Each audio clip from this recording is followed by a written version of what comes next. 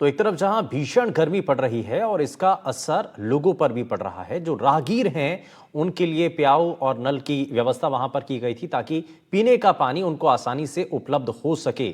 लेकिन यहां देखिए आप कितनी अव्यवस्था बनी हुई है और कई जगहों पर जाकर के जब हमारी टीम ने वहां पर देखा तो ज्यादातर जो प्याऊ हैं वो बंद पड़े हुए थे, खराब पड़े हुए थे और जहां पर पानी आ भी रहा था, जहां जिन प्याऊ पर पानी था तो वो बड़ा गंदा था। उनकी सफाई टंकियों की हो नहीं पाई थी लंबे समय तक। सफाई ना होने के कारण उसमें से पानी गंदा आ रहा था और गर्म पानी आ रहा था, तो जो लोगों के लिए पीना बड़ा मुश्किल था। तो अब पानी के संकट से कैसे उभरना होगा, इसके लिए क्या प्लानिंग करनी होगी, और सबसे पहले जो स्वयंसेवी संस्थाएं जिनके द्वारा ये कोशिश की गई थी कि पानी सभी राहगीरों को मिल पाए, आसानी के साथ मिल पाए, जिस मंशा के साथ इन प्रोजेक्ट को शुरू किया गया था, इसमें जल मंदिर एक बहुत अच्छी जो पहल थी वो यहां पर दिखाई दी थी। इसमें सभी को मिलकर के साथ देने की जरूरत है ताकि वापस से लोगों के लिए ये पानी उपलब्ध हो पाए। वहीं प्रदेश में हमेशा से ही जल संकट रहा है और इससे निपटने के लिए सदियों पहले लोगों ने यहां पर कुएं, बावड़ियां और तालाब जैसे पारंपरिक जल स्रोतों का निर्माण करवाया था ताकि लोगों को मरुभूमि में भी पानी नसीब हो पाए। और इन कुओं ने सदियों तक लोगों की प्यास बुझाई है, लेकिन आज यही कुएं उपेक्षित होकर अनदेखी का शिकार हो चले हैं। आज ये कुएं जर्जर होकर खंडहर में तब्दील हो रहे हैं और अपने अस्तित्व की लड़ाई लड़ रहे हैं। एक रिपोर्ट आप देखिए।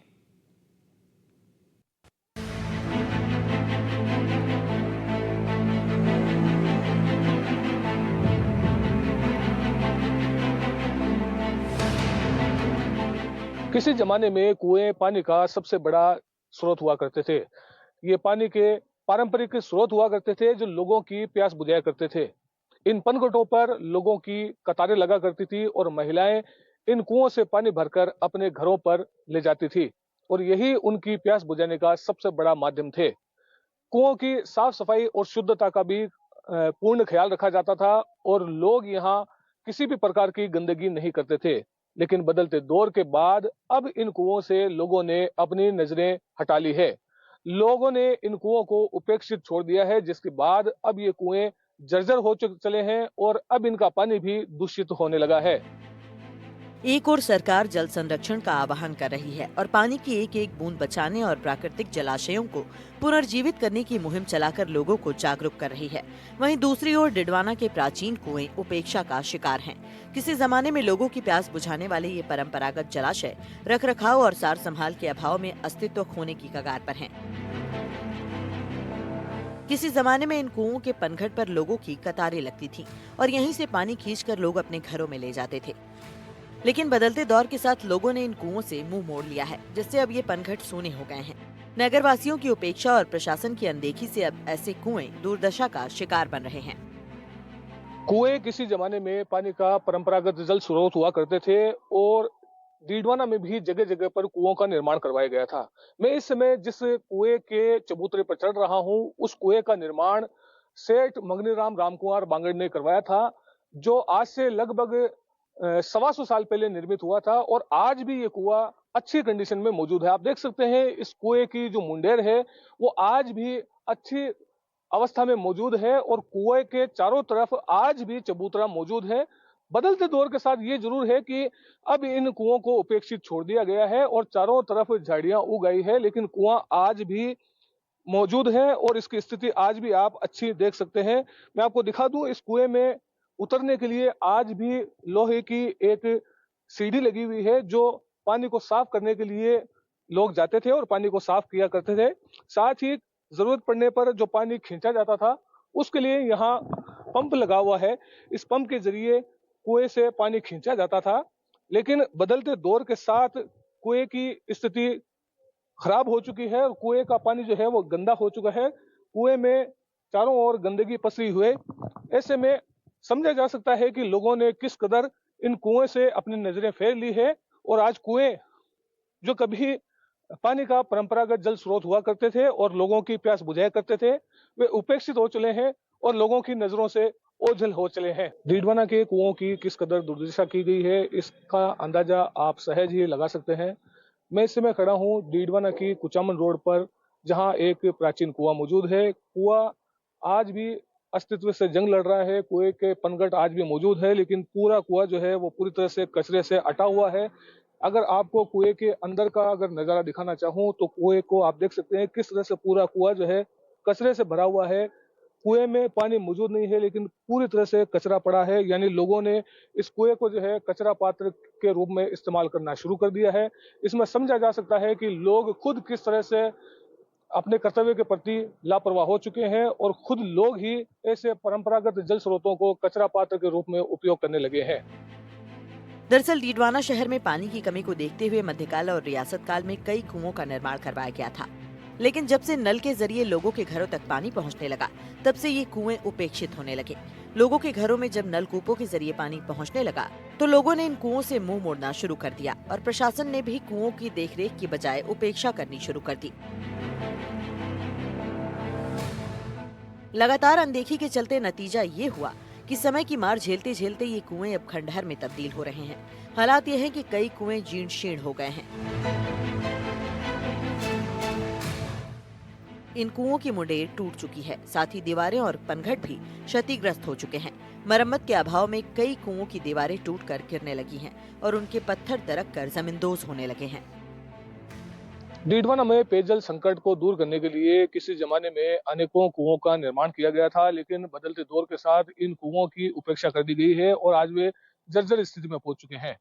मैं इस समय खड़ा हूं डीडवाना पंचायत समिति में, जहां एक प्राचीन कुआं मौजूद है, लेकिन समय के साथ और बदहाली के चलते ये कुआं भी जर्जर हो चला है। आप देख सकते हैं इस कुएं की ये नाली है जो पूरी तरह से मिट्टी से भर चुकी है। इस कुएं का जो व्यर्थ पानी बहता था वो इस नाली के माध्यम से बाहर आता था। ये दूसरी नाली है जो भी मिट्टी से पूरी तरह से भर चुकी है और पूरी तरह से जर्जर हो चुकी है। वहीं अगर आपको कुएं का अगर नजारा दिखाऊं तो कुएं के चारों ओर मुंडेर पर लोहे की रेलिंग लगा दी गई है ताकि किसी प्रकार की कोई दुर्घटना ना हो सके। सुरक्षा के लिहाज से चारों ओर लोहे की ग्रिल लगा दी गई है।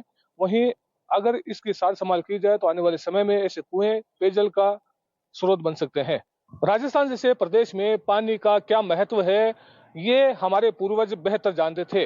इसलिए आज से लगभग 100 सवा 100 साल 150 साल पहले पूर्वजों ने पानी के महत्व को लेकर कुएं और बावड़ियों का निर्माण करवाया था, लेकिन वे इंसानों के साथ ही मवेशियों का भी पूरा ध्यान रखते थे। आप देख सकते हैं ये जो कुआं है ये बांगड़ परिवार द्वारा निर्मित करवाया गया था, जो लगभग 100 से सवा 100 साल पहले निर्मित करवाया गया था। इसमें इंसानों के लिए पानी भरने के लिए पनघटों का तो निर्माण करवाया ही गया था, साथ ही यहाँ बेजुबान जानवरों के पीने के लिए भी खेलियों का निर्माण करवाया गया था। आप देख सकते हैं ये वो खेलियां हैं जहां बेजुबान जानवर आकर के पानी पीते थे।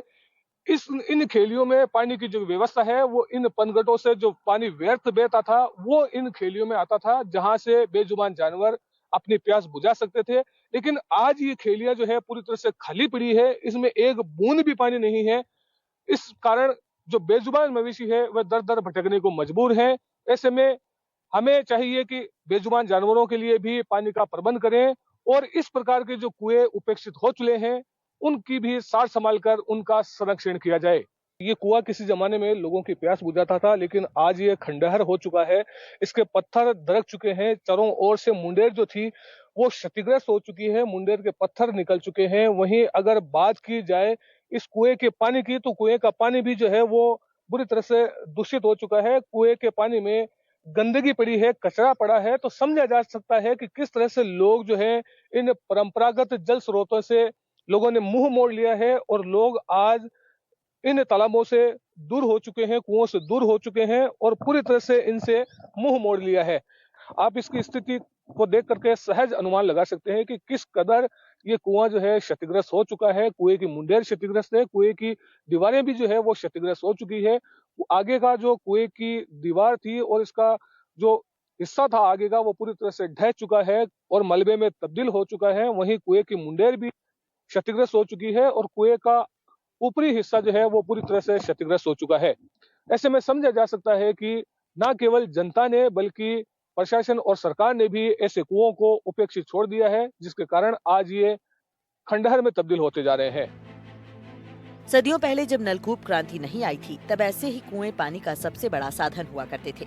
उस समय के लोग इतने दूरदर्शी थे कि इंसानों के साथ ही बेजुबान जानवरों का भी ख्याल रखते थे और कुओं के पनघट के पास खेलियां बनाते थे ताकि बेजुबान जानवर भी ऐसे कुओं से पानी पी सके। मगर अब कुओं के पास मौजूद ये खेलियां भी सूखी पड़ी हैं और बेजुबान जानवर दर दर प्यासे भटकने को मजबूर हैं।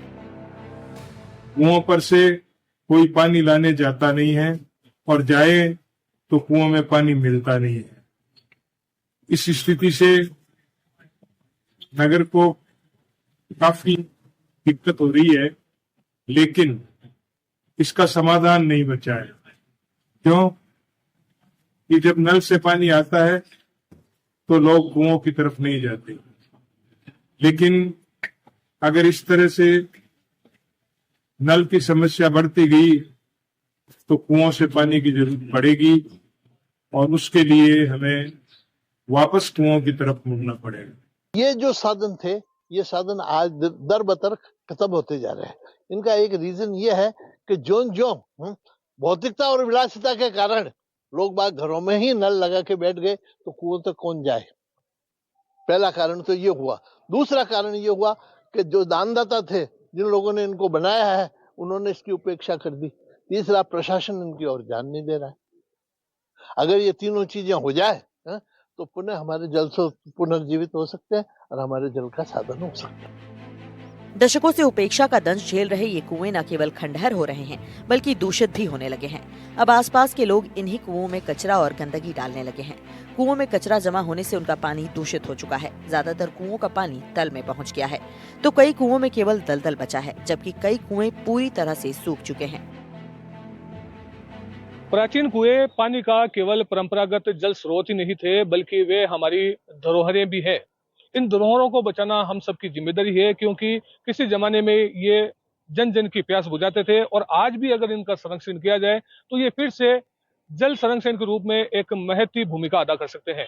मैं आपको बता दूं, डीडवाना में बांगड़ परिवार और अन्य दानदाताओं के द्वारा अनेक कुओं का निर्माण करवाया गया था, जिनमें से कई तो जर्जर हो चुके हैं, क्षतिग्रस्त हो चुके हैं, दूषित हो चुके हैं, लेकिन कई कुएं आज भी अच्छी कंडीशन में मौजूद हैं। उनमें से ये एक कुआं है जो बांगड़ परिवार द्वारा आजादी से पहले निर्मित करवाया गया था। आप देख सकते हैं इसकी स्थिति आज भी अच्छी है।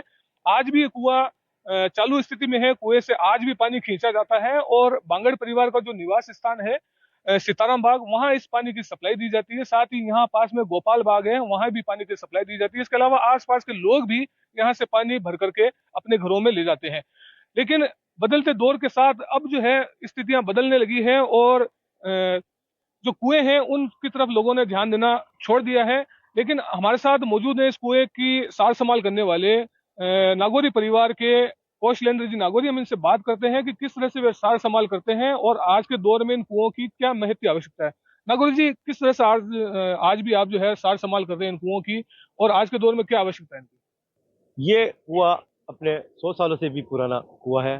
भांगड़ परिवार, मंगनीराम जी, रामकार जी भांगड़ की उपस्थिति में ये सब कुएं बने थे। आज इसको श्री हेमंत भांगड़ जो कोलकाता निवासी हैं, वो इनकी देखरेख कर रहे हैं। इसका पानी सीताराम बाग में जाता है और आसपास के एरियो में भी इसका सप्लाई होता है। हमारे पास में गोपाल बाग है, उसमें भी इसका पानी सप्लाई होता है। उपेक्षा के बावजूद आज भी डिडवाना में कुछ ऐसी कुएं हैं जो अच्छी हालत में हैं। ऐसा ही एक कुआं अंबेडकर सर्किल के पास स्थित है, जिससे आज भी पानी खींचा जाता है। जानकार बताते हैं कि लगातार गहराते जल संकट से नलकूप के पानी की समस्या भी होने लगी है। लोगों को वर्तमान में 72 घंटे के अंतराल से केवल 1 घंटे ही पेयजल की सप्लाई दी जा रही है। ऐसे में इस प्रकार के पारंपरिक कुएं और दूसरे जल स्रोत वरदान साबित हो सकते हैं। इनकी सफाई कर और इन्हें संरक्षित कर पेयजल के लिए फिर से इस्तेमाल किया जा सकता है। इसके अलावा बारिश के पानी का भंडारण इन कुओं में करके भी पानी की समस्या को काफी हद तक खत्म किया जा सकता है। जिस तरह से दिनों दिन जल संकट गहरा रहा है, भूमिगत जल स्तर भी कम होता जा रहा है, वहीं जो नहर से पानी आ रहा है उसमें भी अब नहरबंदी हो गई है और आने वाले 1 महीने तक लगातार नहरबंदी होने के कारण पानी की कटौती की जाएगी। ऐसे में जल संकट होना स्वाभाविक है। इसलिए सरकार और प्रशासन को चाहिए कि इस प्रकार के जो परंपरागत जल स्रोत हैं उनका संरक्षण करे, उनकी मरम्मत करवाए, उनके पानी को साफ करवाए और इन कुओं को फिर से परंपरागत जल स्रोतों के रूप में काम में ले, ताकि जल संकट से निपटा जा सके। डीडवाना से जहीर अब्बास उस्मानी, एनडीटीवी। तो भीषण गर्मी में जहां लोगों के लिए पानी की परेशानी बनी हुई है, अब इसका समाधान कैसे हो, क्योंकि परंपरागत तरीके से जो कुएं और बावड़ियां बनाई गई थी उसमें गंदगी इतनी ज़्यादा होने लगी है रखरखाव ना होने की वजह से कि उसमें से भी लोगों को पीने का पानी नहीं मिल पा रहा है।